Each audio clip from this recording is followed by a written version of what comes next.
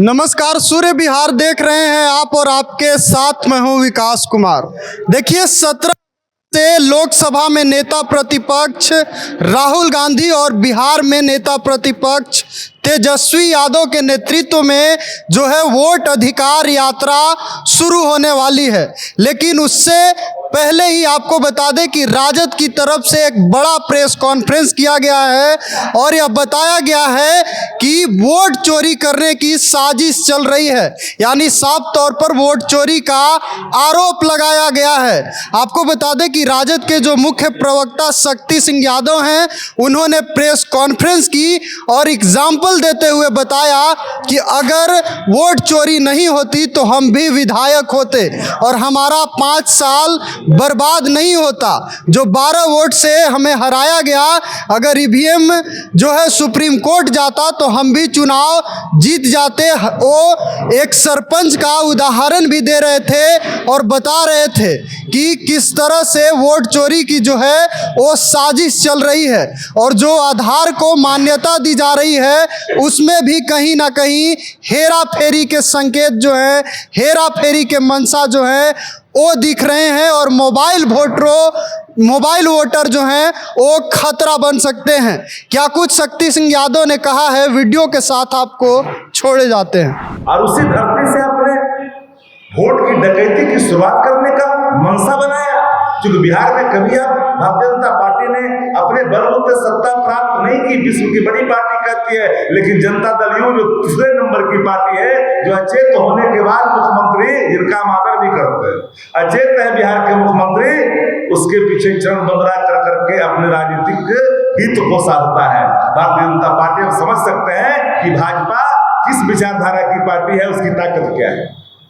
आज तक भारतीय जनता पार्टी इतने दिनों से अगर जहां सत्ता में है तो सिर्फ वोट की चोरी करके है।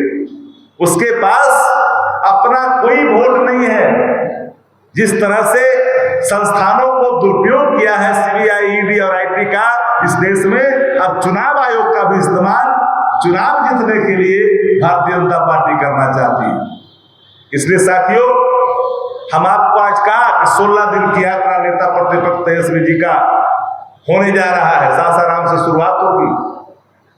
दोनों नेता प्रतिपक्ष एक महज संयोग मत समझिए, देश की राजनीति में एक बड़े परिवर्तन की तारीख लिखी जाएगी उस दिन से, जहां वोट के अधिकार की रक्षा के लिए लोग बिहार जितने भी लोग हैं, किसी धर्म और किसी मजहब के मानने वाले लोग हैं, किसी जाति के हैं, औरत हो या मर्द हो, सबके वोटों का अधिकार की रक्षा का संकल्प है, नीत है और उसको लेकर के यात्रा पर निकल रहे हैं। इसलिए हमको लगा कि आप लोगों को जो आधार, जो पहचान की बात की जा रही है, एकाएक परिवर्तन करने का जो निर्णय, इसके पीछे की मंशा मोबाइल वोटरों को उसमें नामित करने का है। एक व्यक्ति 5 वर्ष में एक बार वोट देता है विधायक के लिए, एक बार देता है लोकसभा के लिए, अगर मध्यावधि चुनाव नहीं हो तो, और फिर अपने पंचायतों में देता है। लेकिन एक ही व्यक्ति कोई गुजरात में दे, कोई पटना में आके दे, फिर जहां जहां चुनाव हो वहां नाम नामित करके दे, तो ये मोबाइल वोटर भी एक खतरा है। इस पर भी पूरी चौकीदारी करने की जरूरत है। बिहार के तमाम लोगों के, तमाम बूथों पर रहने वाले होशमंद कार्यकर्ता, चाहे किसी दल के हों, लेकिन इतनी बात ख्याल करनी चाहिए कि आपके बूथों पर कोई फर्जी बाहर के लोग आकर करके वोट ना बने। यह भी आगाह करना चाहते हैं, क्योंकि पहचान पत्र, जो आधार कार्ड का जो पहचान पत्र है, उसमें तब्दीलियां आई है। एक खतरे का संकेत है। मेरा बाप का नाम नहीं रहेगा, मेरी माँ का नाम नहीं रहेगा। राम कौन है, श्याम कौन है, घनश्याम कौन है, रमेश कौन है, दिनेश कौन है, गणेश कौन है, प्रीतम कौन है, रंजन कौन है, हैप्पी कौन है, कैसे पहचान होगी? ये इसमें कौन सी गोपनीयता की बात आ गई है कि गोपनीयता रखा जाएगा? ये अमेंडमेंट एक और हेरा फेरी के द्वारों को खोलता है, क्योंकि पहले से आधार को जब हम लोग इंक्लूड करने की बात कर रहे थे उसको जानबूझ करके एक्सक्लूड किया गया था, उसे हटाया गया था। अब मान लीजिए, अब तो बातें आ गई है, तो पहले लोग मजाक बना रहे थे। अब बताइए कि जिसका नाम बाहर जाएगा, विदेश चल जाएगा, मान लीजिए बगल में नेपाल चला गया घूमने के लिए, बर्मा भूटान चला गया, पूछ देगा आपसे कि आप कौन, तो बोलिएगा मेरा नाम हैप्पी है, रंजन है। कहाँ से आए हैं? तुम भारत से आए हैं। आपके पास कोई पहचान दिखाएगा? आधार। बोलो आपके यहाँ तो आधार की कोई मान्यता ही नहीं है। तो बोलेगा पासपोर्ट, तो बोला पासपोर्ट कैसे बनाए हो? तो आधार से। बोला ही नहीं मानेंगे भाई, तो बना आधार से। तो कहेगा आवास का तो मानिएगा। तो बोला ये कैसे बना है? बोला ये बना है आधार से। कहा कि मैं नहीं मानूंगा। तो आखिरकार आप देश की मतदाता को किस जगह लाके खड़ा करना चाहते हैं? यही सवाल तो सुप्रीम कोर्ट ने भी गंभीरता से लिया कि सवाल किसी एक का नहीं है। पत्रकार हो, सामाजिक कार्यकर्ता हो, डिफरेंट ऑर्गेनाइजेशन में काम करने वाले लोग हो, किसान हो, मजदूर हो, गृहिणी हो, इस सबका सवाल है।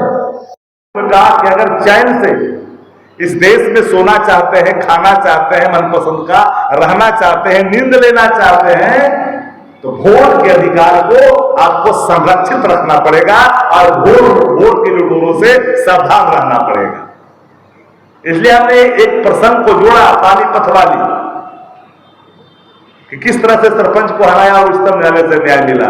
अगर हमारी भी गिनती मंगवा करके ईवीएम से कर लिया गया होता, तो मैं डंके की चोट पर कहता हूं कि मैं भी चुनाव 2000 से ऊपर से जीतता। जीते हुए प्रत्याशी को हराया गया था। हमको 5 साल का समय बर्बाद किया, लुटेरे के चलते ना हम बर्बाद हुए। 5 साल मेरा समय बर्बाद हुआ। हमारी महान जनता ने तो तेजस्वी जी के नेतृत्व में आस्था व्यक्त करते हुए मतदान किया था राष्ट्रीय जनता दल को। अगर 10-12 सीटें हेरा फेरी 15 सीटें नहीं होती, तो आज नीतीश कुमार 3 नंबर की पार्टी में के जो नेता है मुख्यमंत्री नहीं होते। इसलिए हमने इस सवाल को जोर देकर के हमको लगा कि 3 बिंदु महत्वपूर्ण है। एक बुआन में सरपंच वाली घटना, एक आधार कार्ड में तत्कालिक उच्चतम न्यायालय के अंतरिम आदेश आने के बाद जो नियमों में तब्दीलियां लाई गई है, शंका के एक द्वार को और खोल दिया है।